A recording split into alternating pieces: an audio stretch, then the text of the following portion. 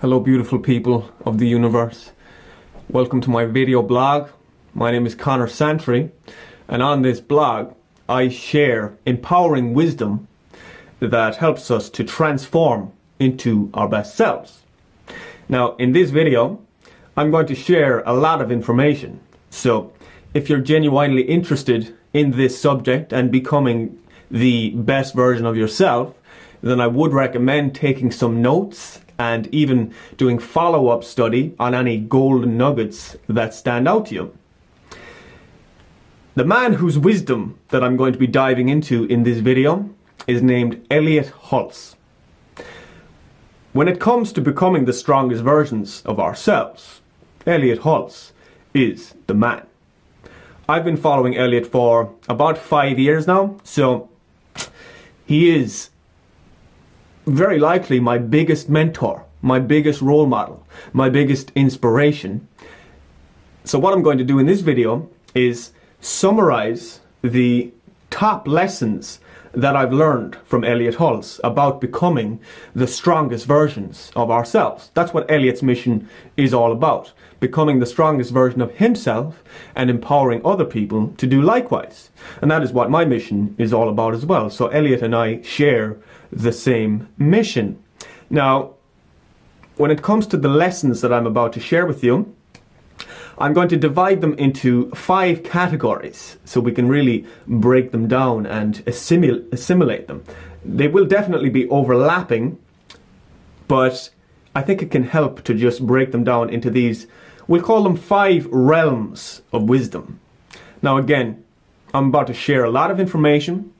I'm going to do my best to remember it, to think of it, without looking at any notes or anything like that. So, without further ado, let's get into the empowering wisdom. Realm number 1 is the art and science of personal transformation. For those of you who have been following my videos for a while, you know that that is what I'm all about. Even if you look on my YouTube channel, that's the banner I have across my page, the art and science of personal transformation. Now, Elliott Hulse has been pumping out content on that subject for the past 6 or 7 years, and perhaps what I love most about Elliott is he is a living embodiment of a person who has transformed over time. He's also a living embodiment of a person who applies his teachings to himself. And those are the best teachers, the ones who embody what they teach, who practice what they preach. Those are the best teachers, and Elliott is unquestionably one of those. Now, I think it will help right now to actually look at a comparison between an early version of Elliott that we would have seen in 2009 and a version of Elliott who we see in 2014. So I'm going to show you some video clips right now for you to just acknowledge the difference. I want to make a warning to you today. I want to warn you about 2 enemies that are sabotaging your results in life, in fitness, with regard to your relationships, your career, making money, anything there is in your life where you know your potential is being squashed.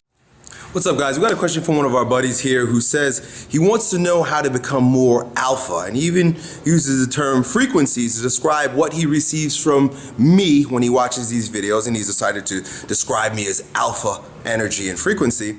I'm sure you'll agree there is a huge difference between the 2 versions of Elliott. He looks different, he looks better, he sounds different, he sounds better, and he's just sharing his wisdom in a more impactful way. So right there on video we can see the evolution of Elliott. Now, he's well aware of the fact that he's consistently reinventing himself. He calls it a process of death and rebirth. And what he means by that is, as we evolve over time and as we dedicate ourselves to our personal development, one version of us literally needs to die so that a new one can emerge, a new and improved one can emerge. And when the new version of us comes forth, that allows us to take on new challenges and to achieve new goals and to focus on new dreams. It's kind of like a snake shedding its skin. When we look at the snake, a snake sheds its skin because new growth requires that skin to be shed. It's like the snake needs to shed an old version of itself so that it can grow larger, so new growth can occur. And it also sheds off parasites and bacteria that have built up on the old skin. Now, another example from nature is the hermit crab.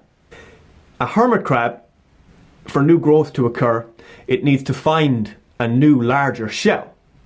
So both the snake and the hermit crab are examples from nature of what Elliott is doing when it comes to his personal development. He is literally shedding one version of himself, allowing for a new and improved one to emerge. So this begs the question, how do we do that?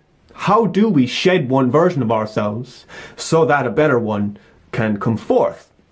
To answer this question, I'm going to go to Elliott directly. I'm going to quote Elliott as best as I can. And the quote that I'm thinking of goes like this: "We must die to our old selves, old ideas, old paradigms, old ideologies, and old relationships if they are no longer serving us. We must become born again." That quote is taken directly from Elliott himself. So what he means by that is, to shed a version of ourselves, we need to let go of old beliefs, we need to let go of old habits, we need to let go of old relationships if they're no longer serving us. Some relationships are still serving us, so we don't want to let go of those. Same thing with the habits. All of these things that we want to let go of are ones that are disempowering and that are no longer serving our path and our purpose. We need to take on things that do serve our path and our purpose. And by doing that, in terms of beliefs, habits, relationships, ideas, perspectives, all of these things, that allows us to shed the old and embrace the new, and to become a stronger version of ourselves. Now, while doing all of those things is a huge part of transforming into a better version of ourselves, the rest of the steps that I'm going to share with you in this video make up fundamental parts as well. So I think I'll leave it there for the first realm of wisdom, the art and science of personal transformation. The bottom line of that realm is that Elliott Hulse is a testament to the fact that a person really can transform over time, and not just once, but multiple times, with the right dedication, with the right approach, and it's all there on video for us to see. So it's very, very cool and very, very empowering. If you aren't aware of Elliott already, I would recommend checking out his channel, checking out his website. These days he's writing a written blog every single day. I read it most days, and I've actually been consuming nearly everything Elliott produces over the past 5 or 6 years, which is why I know so much about his wisdom. And I've been applying a lot of it to myself too. So it's made me a lot wiser. Let's move on to realm number 2, which I'm calling physical mastery. You could also call this realm self-mastery. When it comes to building a strong, healthy body, a strong, ripped, powerful, lean, muscular, attractive body filled with energy and vitality, it could be argued that Elliott Hulse is one of the #1 go-to sources in the world for looking after our body in the way I just described. Elliott has been diving into every subject you can think of over the years for doing that. Nutrition, exercise, physiology, philosophy, spirituality, you name it, Elliott has covered it. Now, what I love most about Elliott's approach when it comes to this realm of physical mastery is the way he breaks it down into layers, and then he discusses how we can optimize each layer. Layer number 1 represents our structure. It's really about becoming almost like a strong oak tree. It's about building our best posture. It's about building a strong nervous system, and it's about building strong muscular healthy body. So that's really our structure. That's layer number one. And like I said, it's like becoming a strong tree. Now, how do we do that? Well, physical exercise, weightlifting and corrective stretching that are specific to our bodies and our needs. So I can't tell you exactly how to do it for you right now, but if you want to learn more about that, you can check out Elliott's videos. He has produced nearly 2,000 YouTube videos over the past 7 years. So when it comes to resistance training for building a strong body and a good structure and good strong nervous system, Elliott is the go-to guy, like I said, and same with corrective stretching and all that kind of thing. So that's the first layer that he talks about. The second layer that Elliott talks about is our internal health. So our organs, our digestion, our hormones, and how we can approach optimizing these. How can we approach optimizing these? Well, the best three places to start are nutrition, stress management, and sleep. We each need to find what kind of dietary approach works for us. We each need to find what kind of sleep routine works for us, and we each need to find what kind of stress management approach works for us. So there's no one-size-fits-all approach when it comes to any of this stuff. We need to become scientists into ourselves, try out different approaches, pay attention to the results, and kind of tweak as we go along. That is the path of physical mastery. That is the path of self-mastery, is constantly trying new things and seeing what works for us. But those are the three best places to start: stress management, sleep, and nutrition, for optimizing our internal health, or our internal strength, as Elliott calls it. The next layer I want to talk about from Elliott's work is what he calls energetic strength. This really refers to what I would call actually emotional well-being. Elliott teaches that we all have repressed emotions from our childhood and from our past, from our adolescence, and perhaps even early adulthood, and throughout adulthood. Actually, it's going on all the time that we're repressing and suppressing emotions, and all of this energy is getting stuck in our bodies. It's getting trapped, and because it's trapped within us, that's actually causing what he calls neurotic holding patterns, which, essentially means that we're not being our best selves. We're not being our freest, fullest expressions. So what we need to do is find ways to release that energy, to express that energy, which, could be called emotional healing. This stuck energy, some people might call it emotional baggage.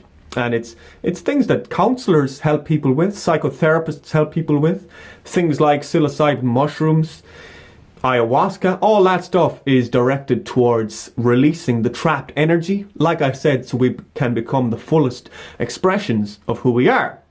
Now, the two approaches that Elliott teaches when it comes to this realm of energetic strength is active meditation, which comes from the work of Oso, so you might want to check that out, and bioenergetics, which comes from the work of Alexander Lowen, also worth checking out. There are actually tutorials on YouTube for both. I've tried them both, and they are both very effective. I do my own kind of approach these days, nearly every single day, and doing so is very cathartic.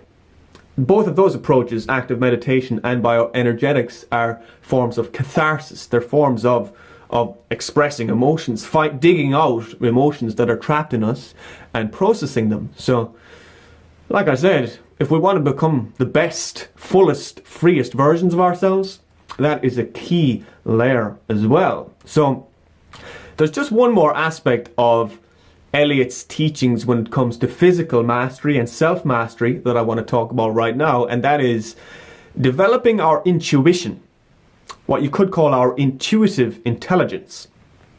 Elliott often says the body is the mind, and he recommends that we pay attention to our bodies, things like gut feelings, feelings in our hearts, because the body is the mind. And by paying attention to these feelings, we're tapping into the wisdom of our bodies, and that can empower us to make better decisions and have a better quality of life, and ultimately to become better versions of ourselves. So that's a big theme that runs throughout Elliott's work as well, paying attention to our bodies and essentially developing our intuitive intelligence. So that's all I'm going to say right now for this realm of physical mastery, self-mastery. I'm going to move on now to realm number 3, which is mental toughness. Mental toughness. Elliott Hulse has put out a lot of solid content over the years when it comes to being a resilient, mentally strong person. There are really 3 components, as far as I can see, and as far as I've learned, when it comes to being the strongest version of ourselves mentally. And the first component, or the first aspect, is attitude. It's all about our attitude and the attitude we have when it comes to our lives and our experiences. You know, you might be familiar with the expression or the term having a growth mindset. That is what we want to be a mentally strong person. We want to have the attitude that every experience that we encounter, good, bad, beautiful, and ugly, they are all opportunities for learning and growth. The more we can ingrain that perspective, that mindset, that attitude into us, the better. Every experience is an opportunity for learning and growth. That attitude is what empowers us to learn from our challenges and to overcome them and to grow stronger as a result of them. It's as simple as that. Get your attitude right and do it repeatedly over and over and over again until it's burned into your mind. So that is the first component of being a mentally tough person. The second component is sometimes we need to surrender.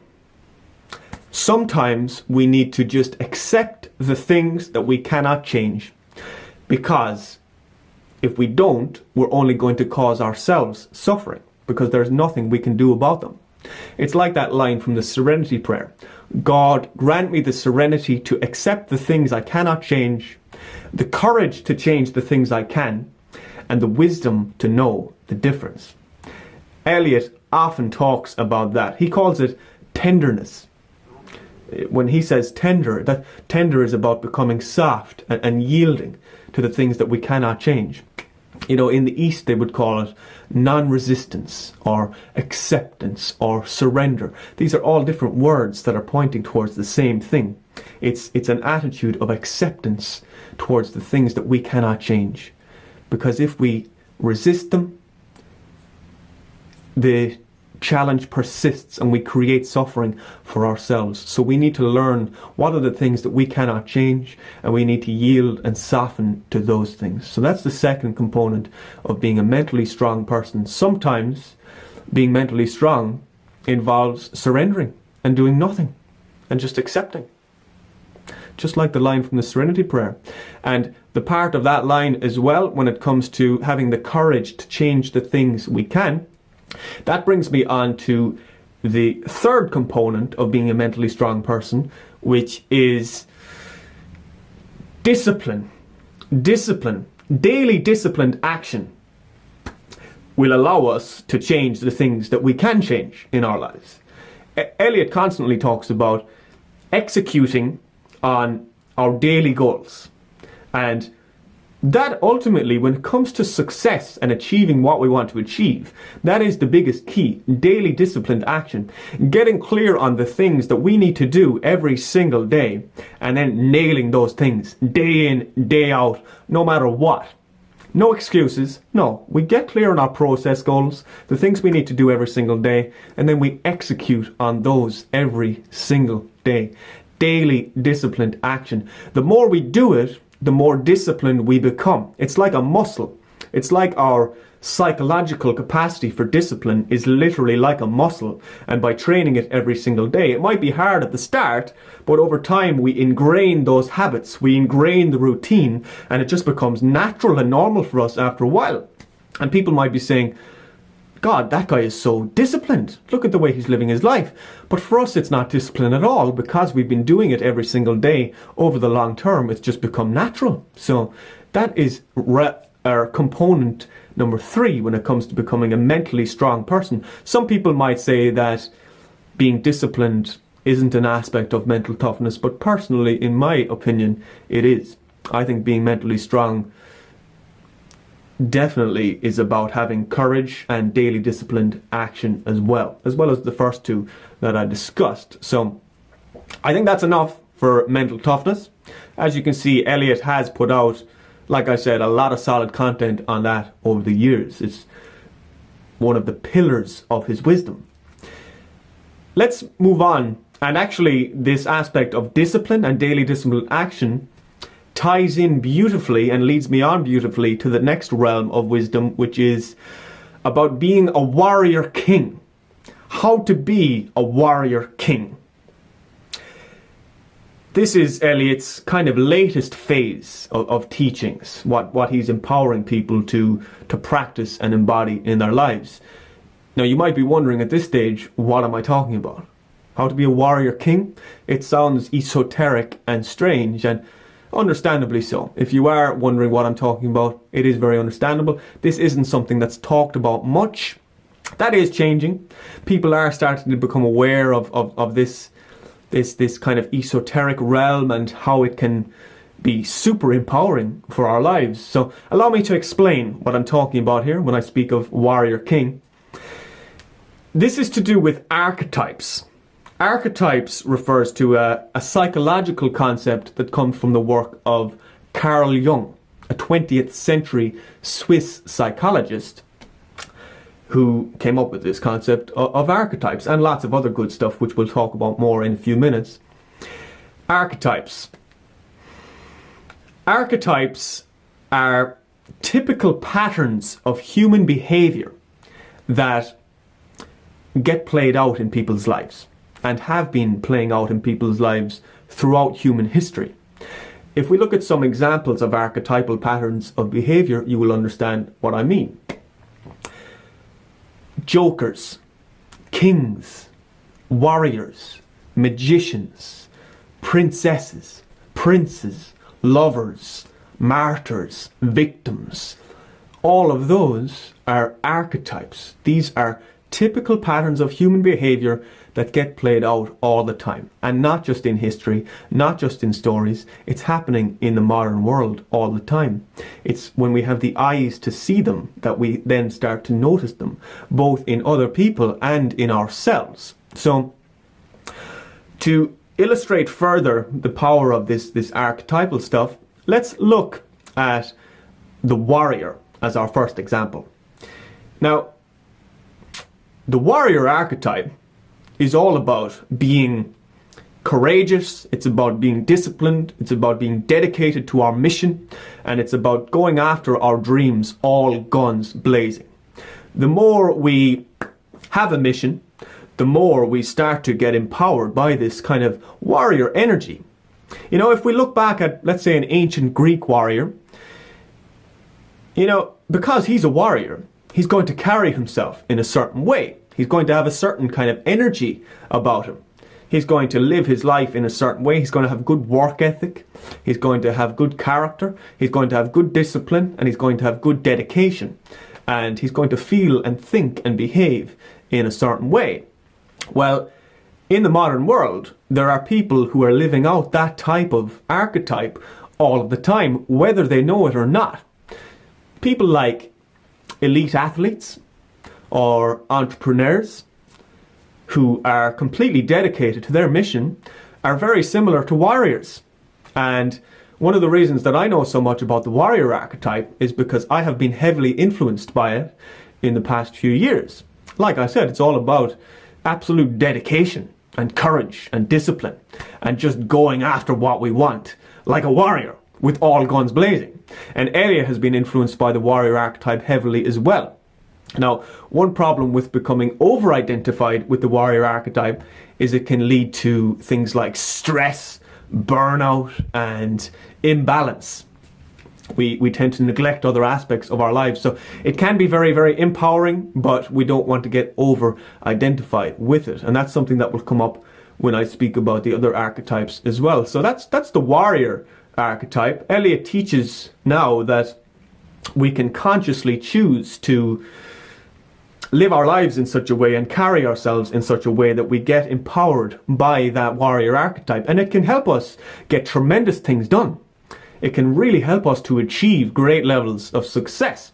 I mean, the warrior archetype empowered Elliott to create nearly 2,000 YouTube videos, to build an online following of nearly 2 million people, to raise a family. He's got 4 children between the ages of 5 and 11, to have a successful marriage with his wife, to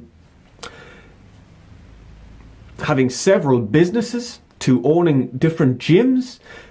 The man has been an absolute machine, and that is in large part due to the influence of the warrior archetype and his identification with that pattern of human behavior. That's enough about the warrior archetype. Let's now move on to the king. The king archetype is all about leadership. It's all about creating abundance for ourselves and creating value for other people. It's all about bringing out the best in ourselves and bringing out the best in other people. And it's all about being role models for other people. So, you know, if we look at human history, the good kings, that's what they're all about. They're about being good leaders and wanting the best for their people. Now that's happening in the modern world all the time as well, and it's an incredibly empowering archetype. If we look at some famous people over the past 50 years, we can see how empowering the king archetype is. Think of people like Elvis Presley, the king, Michael Jackson, the king, the rapper Biggie Smalls, call himself the king. Who else? There are so many examples. In recent times, we see Conor McGregor, the UFC fighter. He's constantly using the king archetype. He might not know it. I don't really know if he knows it or not, but he refers to himself as the king all the time, and he refers to himself as like a lion. And yeah, the king archetype really helps a man to enter his full potential and become the fullest expression of himself and create abundance in his life and create value for other people. Now, what's really interesting about all of these archetypes is what Elliott is doing these days, since he's become more conscious of them. Like I said a few minutes ago about the warrior archetype, and he's teaching people how to carry themselves and live like warriors, he's also teaching people how to be kings, and he has become a king himself. He even has a picture of Jesus in his office as a reminder of kingship for him. So that really is the essence of how we can leverage these power archetypes and do our best to live our version of those archetypes. But at the same time, we want to be aware that certain archetypes can also be very disempowering. For example, the victim. Have you ever heard somebody who complains all the time, or they blame other circumstances or other people for why they can't get ahead in life? That person is being influenced by the victim archetype, and they don't even realize it. They're being a victim. They're deriving a sense of self from being the victim, and it's incredibly disempowering. It's having a negative impact on that person's life because they're not conscious of it. So, you know, to live our best lives and be our best selves and express our full potential, it's a very good idea to become conscious of these archetypes, to study them, to learn about them, to become aware of which ones are playing out in our lives, and let go of the disempowering ones and step into the empowering ones as best as we possibly can. Very, very empowering. Now, I've been talking a lot for the past, I don't know, what feels like 10-15 minutes. This is going to be a long video. Like I said at the start, a lot of empowering information. Hope you're taking notes. Okay, archetypes. We've covered the king and the warrior and the victim. Now, one thing before I move on is I have to say, you know, we don't want to become over-identified with any one of the archetypes. That can lead to disaster. And that brings me on to the fifth realm of wisdom that I'm gleaning from Elliott Hulse, which is avoid ego inflation. This is number 5. Avoid ego inflation, stay humble, and eat our shadow. Let me explain what I mean by that. We'll use Elliott as an example. Elliott has been humiliated many times over the years. He admits that. And a big part of why he's been humiliated so many times is because he has a tendency to get inflated. And what being inflated means is that we start to think and feel and act as if we're superior to other people in some way. And what is often the case when that happens is we have become over-identified with one of the archetypes that I just spoke about. Whether it's the warrior or the king or whatever, that is what happens. Now, let's stick with Elliott as an example to really illustrate this inflation thing. Okay, he admits that I think within the past 2 or 3 years, one thing that started happening to him was he started to become over-identified with like a wise guru archetype and thinking that he knew everything. And he started answering questions that he says he had no business answering. And, you know, giving out wacky answers and things like that. So he was over-identified with the guru archetype. Now, the problem is, when we become over-identified with an archetype and we start getting inflated and thinking that we're superior to other people and acting and feeling superior, it's only a matter of time before our bubble gets popped and we get humiliated, as Elliott explains happens to him. Now, it has to be said, from where I'm standing and observing, even though he knows that about himself, I suspect that this could be an area for improvement still for Elliott. I think he has a tendency to keep doing this, to keep getting over-identified with archetypes and getting a little bit inflated. Okay, for years it was the warrior archetype, and that led to issues for him, which he knows and he admits, and I'm just sharing what I learned from him. Then there was he thought he knew everything for a while and was acting like the all-knowing wise guru archetype, which he knows and he admits. Now, in recent times, with the whole king thing and him focusing on being a king and teaching other people how to be kings, I think at times he might actually be over-identifying with the king archetype. For instance, in a series of videos he published just like last week or 2 weeks ago, he did interviews with guests, all different kind of celebrities from the YouTube health and fitness world and personal development world. And, you know, he got a lot of negative feedback from many people on those videos. In the comments section below, people got the vibe that Elliott was being arrogant and acting superior and self-centered when it comes to his guests. Now, I think that is because that Elliott was over-identified with the king archetype. You know, I could be wrong, but that's what I think. And, you know, while that is kind of negative, you know, you got to give the man credit. He's still embodying what he's teaching. If that was the case, and if he's coming across as arrogant because of that fact, you know, he's still doing his best to practice what he preaches and really living out that king archetype. So who gives a fuck what anybody thinks of him? The man is doing what he says and he will learn from it. And that is why he is so wise, because he takes action and because he does the things that he talks about. Even if it ends up with him getting criticized or humiliated, he has the courage to do it. And it's that courage and that action that allows him to learn, to grow, and to evolve, and to build his wisdom. So, getting back to this realm of becoming inflated and becoming over-identified with any of the archetypes, which is something we do not want to do. It can lead to destructive behavior, it can lead to getting humiliated, and it can lead to us just not staying true to our core. That is what we want to do. We want to stay humble, not become over-identified with any of them, and always come back to our center. Always come back to our humble, centered core self, which is a topic for another video, I believe, and something I'm working on myself as well. Now, this topic of getting overinflated with certain archetypes, it needs to be said that oftentimes a cause of this ego inflation, this over-identification with an archetype, often the cause is issues in our shadow. Our shadow refers to everything that we don't know about ourselves. It's our unconscious. It's all of the repressed material of a lifetime.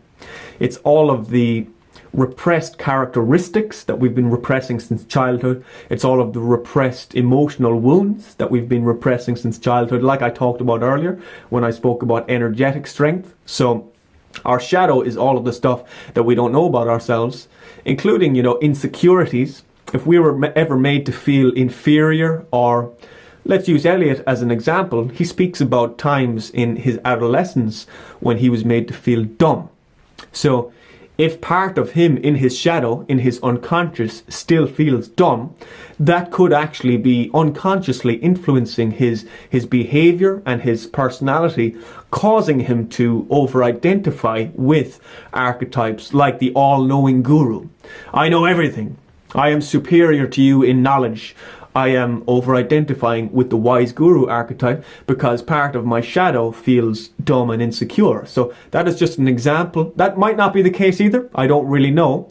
But that is just an example of how an issue in our shadow can cause us to become over-identified with an archetype and get inflated, as I've talked about. So we want to do our shadow work. We want to really dive into that area and become as conscious as we possibly can.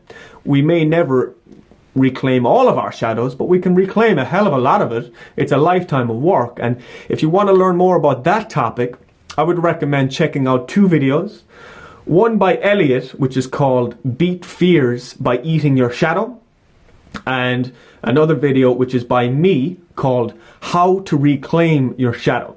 I will include links to both in the description box below. Now, one more thing I will say to wrap up these realms of wisdom is this shadow work and this archetypal work, all of that, by committing to that, we are engaging in a process of development known as individuation. Now, individuation is a concept, again, that comes from the work of Carl Jung.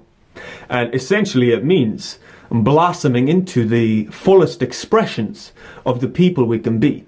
Blossoming into our true selves and our most empowered, flourishing selves.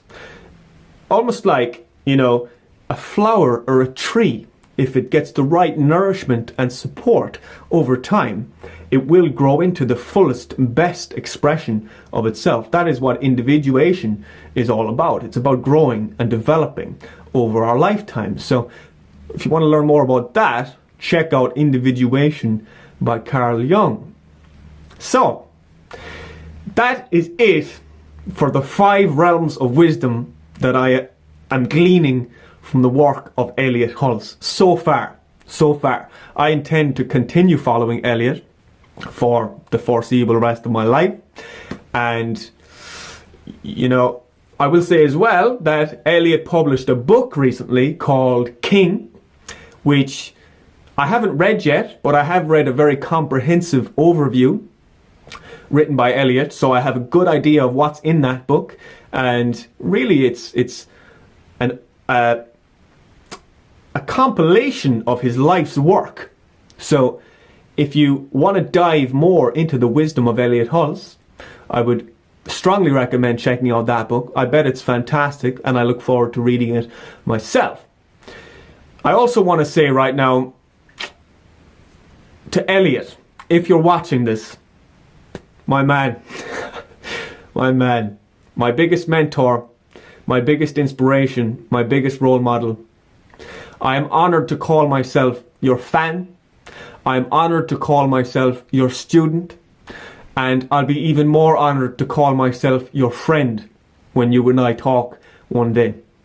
And I very much look forward to that day.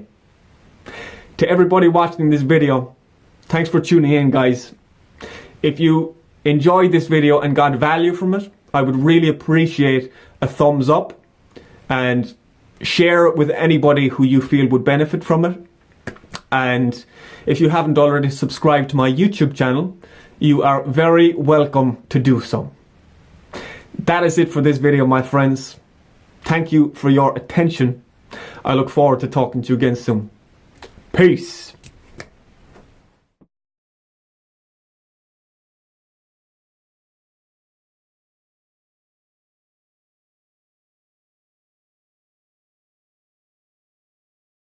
A lot of it's probably in here.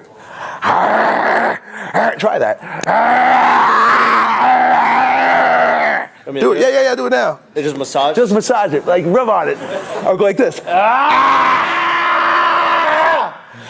Yeah.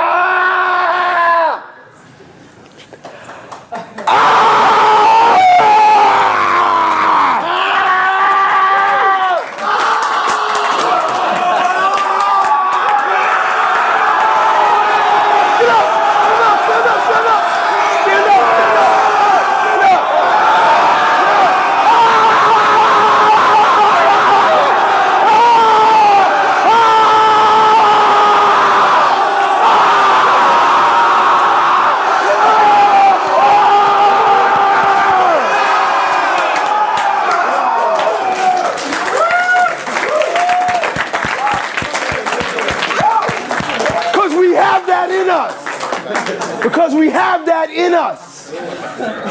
Because it's in here.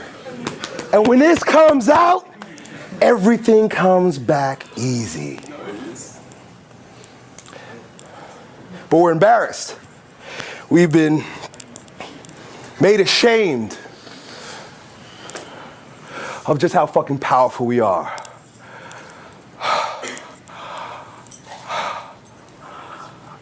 I'm done.